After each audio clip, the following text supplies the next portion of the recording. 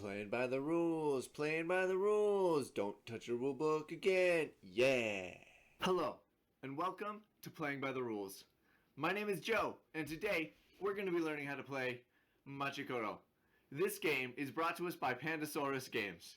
And in this game, you take on the role of a new mayor of a new town. Your goal is to get your town up and running faster and better than the other players in the game. This game can be played with anywhere from 2 to 4 players and takes about 30 minutes to play. Let me show you how to set up. So the first thing you're going to need to set up for Machi Koro is a starting hand.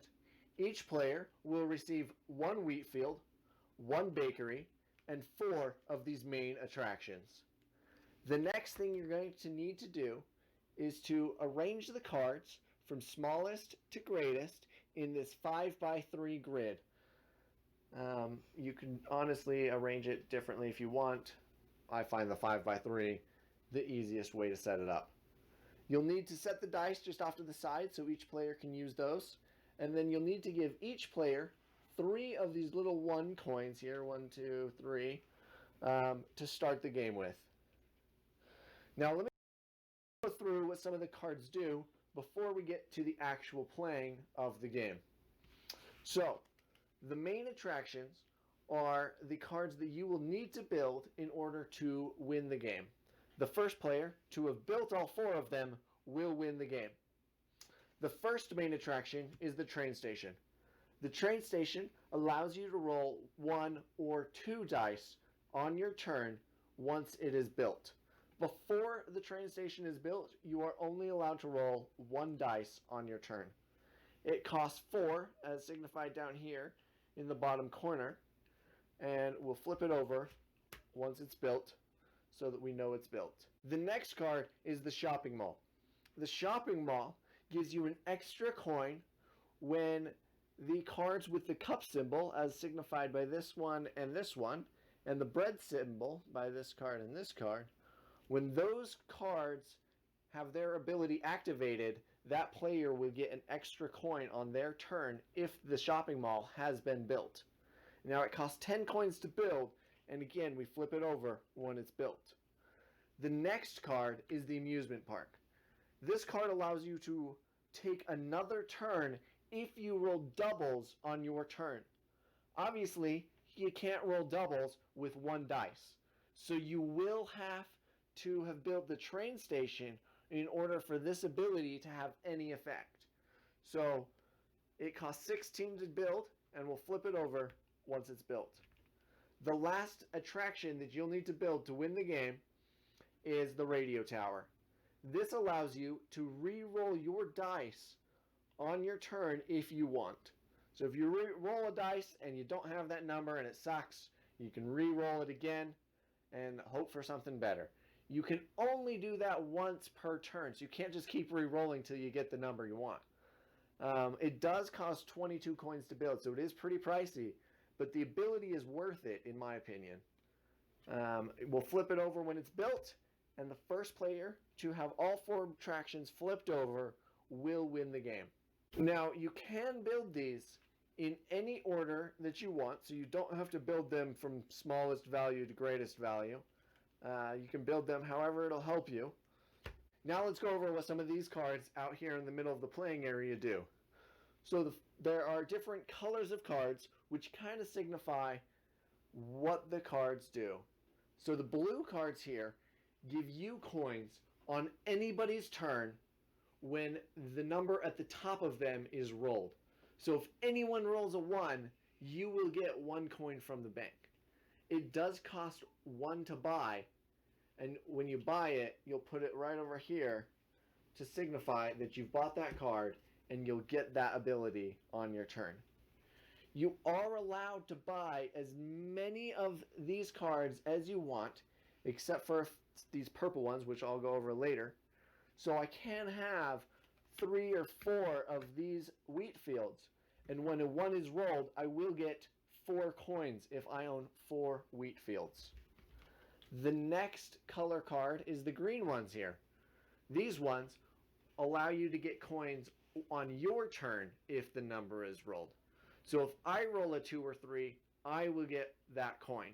If somebody else rolls a 2 or 3, I do not get a coin and the bakery is not activated. The next color card is the red cards. Allow you to get coins from players who roll the dice. So if my opponent rolls a 3, I will get a coin from him, from his personal stash. He will give me a coin.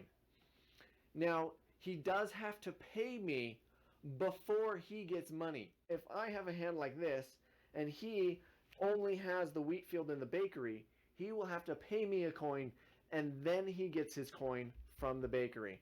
That order is important so that they aren't losing money that they're supposed to be making on that turn.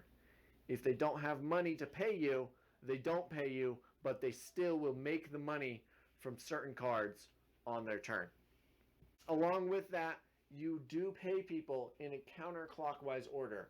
So if multiple people have this card, if I have it, and let's say this person over here has it, okay, and this guy rolls the 3, he will have to pay me money, and then he has to pay this guy money.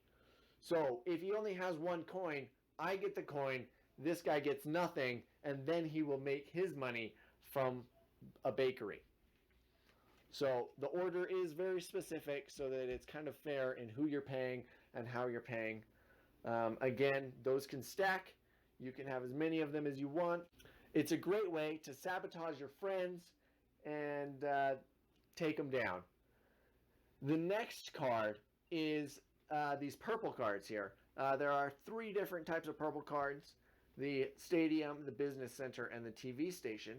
There are only 4 cards in each of the purple card stacks, whereas, let's see, the wheat fields here have way more than 4. 6, so not way more.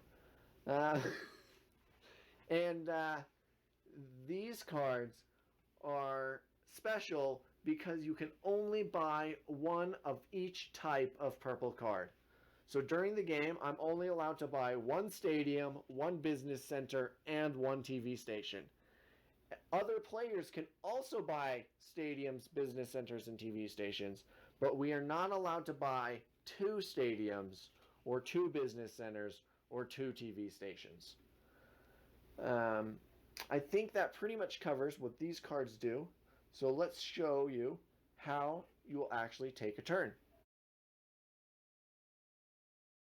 To take a turn, the first thing you'll do is you'll roll one of the dice. So let's see here. I rolled a 2. So I would receive 1 coin from the bakery card here because I've rolled a 2. So I would take that coin from the bank, add it to my pile down here, and then the next thing you'll do on your turn is you can spend your coins and buy 1 thing. You are not allowed to buy more than 1 thing per turn. I'm going to actually buy a ranch. So I'll turn 1 coin over here to the bank. I will take a ranch, add it to my pile of cards that I own, and then it will be the next player's turn. Play will continue clockwise until one person has built all 4 of their main attractions. As soon as one person builds all 4 of their main attractions, the game is over and they will have won the game. Thank you for learning how to play Machi Koro with me. This has been Joe with Playing by the Rules. Make sure you smash that like button and subscribe to my channel over here. And join me for my next video over this way.